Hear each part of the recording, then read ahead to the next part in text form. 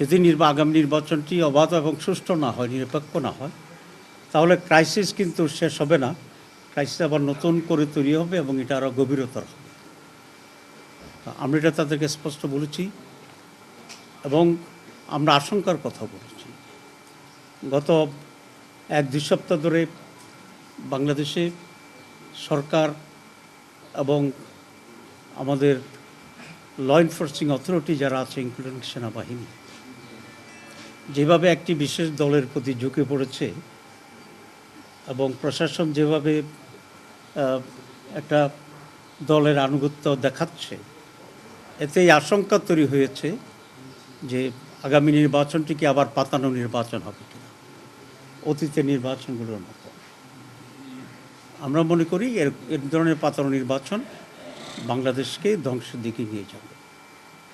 আমরা election commission, government এবং all other involved অথরিটির কাছে আবেদন করি তারা যেন এখনই এ ব্যাপারে নিরপেক্ষ হয় এবং বাংলাদেশকে সেভ করার জন্য তারা ভূমিকা পালন করে। ইউরোপিয়ান বলেছে তারা হায়েস্ট নাম্বার অফ অবজারভার এখানে পাঠাবে এবং বলা যায় এই নির্বাচনেই তারা বিদেশি পর্যবেক্ষক পাঠানোর জন্যে তারা এগ্রি করেছে এবং বাংলাদেশে করেছে, কারণ এর আগের নির্বাচনগুলো আসলে পার্টিসিপেটরি ছিল না। আমরা বলেছি আমরা এটাকে ওয়েলকাম করি। এরপর ওনারা কনসার্ন ফিল করেছেন যে রোহিঙ্গা ইস্যু কী হবে। আমরা বলেছি আমরা যদি ক্ষমতায় যাই তাহলে আমরা সম্মিলিতভাবে দেশ এবং অন্যান্য বিদেশি যে স্টেক হোল্ডার আছে সকলকে মিলেই এই রোহিঙ্গার রিপ্যাট্রিয়েশন, তাদের সিকিউরিটি এবং সেখানে একটা ডেমোক্রেটিক রাইট এস্টাবলিশ করার ক্ষেত্রে আমরা ভূমিকা পালন করব আন্তর্জাতিক উদ্যোগের মাধ্যমে ইনশাআল্লাহ। তো তারাও এটা বলেছে, রোহিঙ্গাদের আপনারা জানেন যে হাইয়েস্ট ডোনার হচ্ছে ইউরোপীয় ইউনিয়ন।